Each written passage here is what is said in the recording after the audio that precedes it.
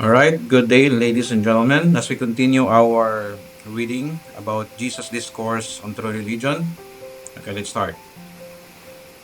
The second discourse on true religion. And so while they paused in the shade of the hillside, Jesus continued to teach them regarding the religion of the Spirit and substance, saying, "You have come out from among those of your fellows who choose to remain satisfied with the religion of mine, who crave security and prefer conformity. You have elected to exchange your feelings of authoritative certainty for the assurances of the spirit of adventurous and progressive faith. You have dared to protest against the ruling bondage of institutional religion and to project or reject the authority of the traditions of records which are now regarded as the Word of God. Our Father did indeed speak through Moses, Elijah, Isaiah, Amos, and Hosea. But he did not cease to minister words of truth to the world when these prophets of old made an end of their utterances. My Father is no respecter of races or generations, in that the word of truth is vouchsafed one age and withheld from one another. Commit not the folly of calling that divine which is wholly human, and fail not to discern the words of truth which come not through the traditional oracles of supposed inspiration. I have called upon you to be born again, to be born of the Spirit. I have called you out of the darkness of authority and lethargy of tradition into the transcendent light of the realization of the possibility of making yourselves the greatest discovery possible for the human soul to make. The supernal experience of finding God for yourself, in yourself, and of yourself. And of doing all this as a fact in your own personal experience. And so may you pass from death to life, from the authority of tradition to the experience of knowing God.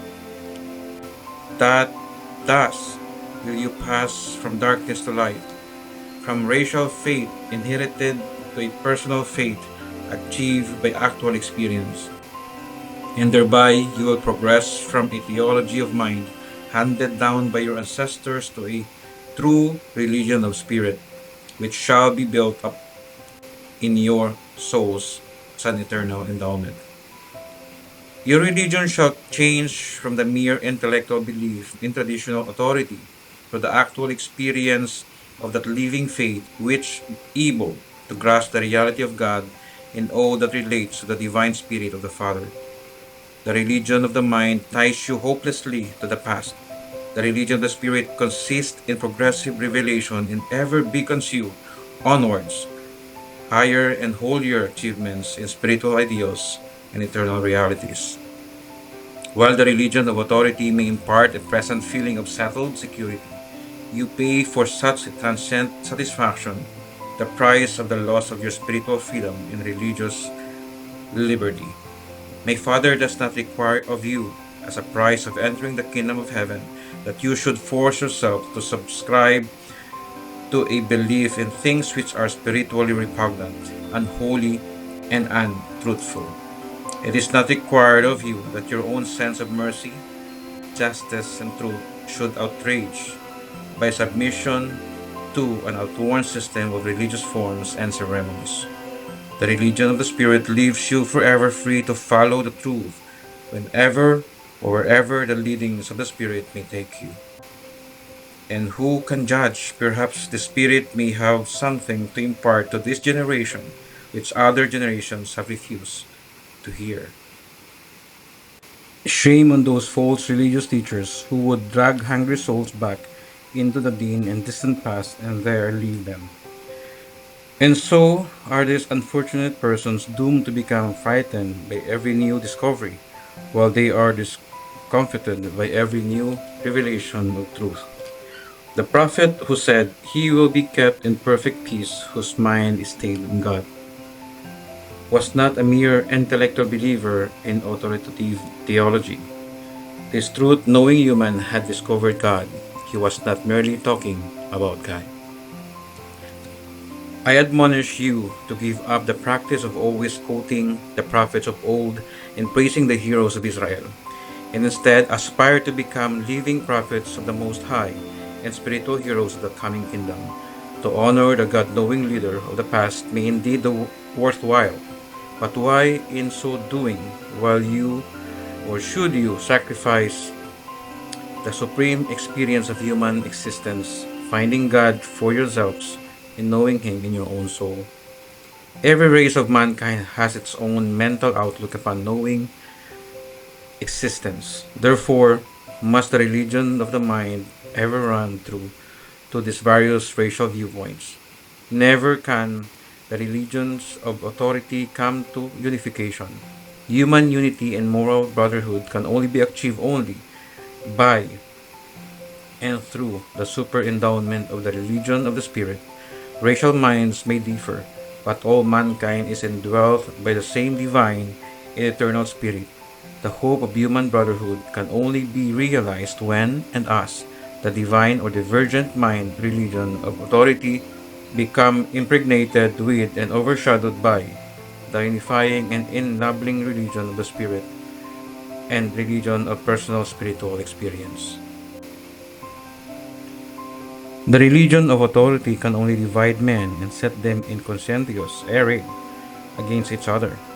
The religion of the Spirit will progressively draw men together and cause them to become understanding, sympathetic with one another. The religions of authority require of men uniformity in belief, but this is impossible of realization in the present state of the world. The religion of the Spirit requires only unity of experience, uniformity of destiny, making full allowance for diversity of belief.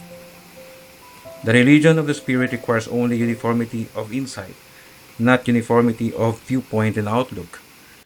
The religion of the Spirit does not demand uniformity of intellectual views, only unity of spirit feeling.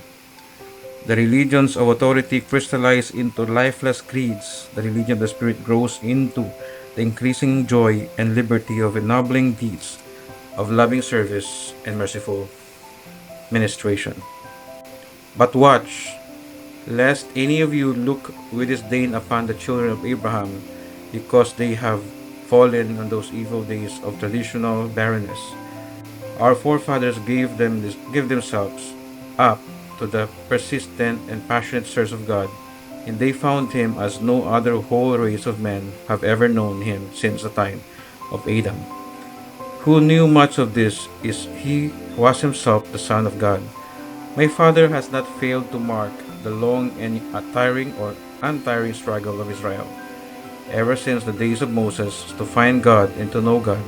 For very generations the Jews have not ceased to toil, sweat, groan, travail, and endure the suffering and experience the sorrows of the misunderstood and despised people, all in order that they might come a little nearer the discovery of the truth about God. And notwithstanding all the failures and faltering of Israel, our fathers progressively, from Moses to the times of Amos and Messiah, did reveal increasingly to the whole world an ever clearer and more truthful picture of the eternal God. And so was the way prepared for the still greater revelation of the Father, which you have been called to share. Never forget there is only one adventure which is more satisfying and thrilling than the attempt to discover the will of the living God, and that is the supreme experience of honestly trying to do that divine will. And fail not to remember that the will of God can be done in any earthly occupation. Some callings are not holy and others secular. All things are sacred in the lives of those who are spirit led, that is, subordinated to truth, ennobled by love and dominated by mercy, and restrained by fairness, justice. The Spirit which my Father and I shall send into the world is not only the Spirit of truth, but also the Spirit of idealistic beauty. You must cease to seek for the Word of God only on the pages of the olden records of the theological authority. Those who are born of the Spirit of God shall henceforth discern the Word of God regardless of whence it appears to take origin. Divine truth must not be discounted because the channel of its bestowal is apparently human. Many of your brethren have minds which accept the theory of God while they spiritually fail to realize the presence of God. And that is just the reason why I have so often taught you that the kingdom of heaven can best be realized by acquiring the spiritual attitude of a sincere child. It is not the mental immaturity of the child that I commend to you, but rather the spiritual simplicity of such an easy believing and fully trusting little one. It is not so important that you should know about the fact of God as that you should increasingly grow in the ability to feel the presence of God. When you once begin to find God in your soul, presently you will begin to discover Him in other men's soul and eventually in all the creatures and creations of the mighty universe. But what chance does the Father have to appear as a God of supreme loyalties and divine ideals in the soul of man who give little or no time to the thoughtful contemplation of such eternal realities? While the mind is not the set of the spiritual nature, it is indeed the gateway thereto. But do not make a mistake of trying to prove to other men that you have found God. You cannot consciously produce such valid proof, albeit there are two positive and powerful demonstrations of the fact that you are God knowing, and they are: number one, the fruit of the Spirit of God showing forth in your daily routine life. Number two, the fact that your entire life plan furnishes positive proof that you have unreservedly risked everything you and have on adventure of survival after death in the pursuit of the hope of finding the God of eternity, whom presence you have foretasted in time. Now, mistake not, my Father will ever respond to the faintest flicker of faith. He takes note of the physical and superstitious emotions of the primitive man, and with those honest but fearful souls whose faith is so weak that it amounts to little more than an intellectual conformity to a passive attitude of assent to religions of authority. The Father is ever alert to honor and foster even all such feeble attempts to reach out for Him. But you who have been called out of darkness into the light are expected to believe with a whole heart. Your faith shall dominate the combined attitude of body, mind, and spirit. You are my apostles. In you and to you, religion shall not become a theological shelter to which you may flee in fear of facing the rugged realities of spiritual progress in idealistic adventure, but rather shall your religion become the fact of real experience which testifies that God has found you, idealized, ennobled, and spiritualized you, and that you have enlisted in the eternal adventure of finding the God who has thus found and sonship you. And when Jesus had finished speaking, he began to unwend, pointing to the west toward Phoenicia, said, "Let us be on our way." That's the end of our reading today. See you again, and take care and God bless. Bye.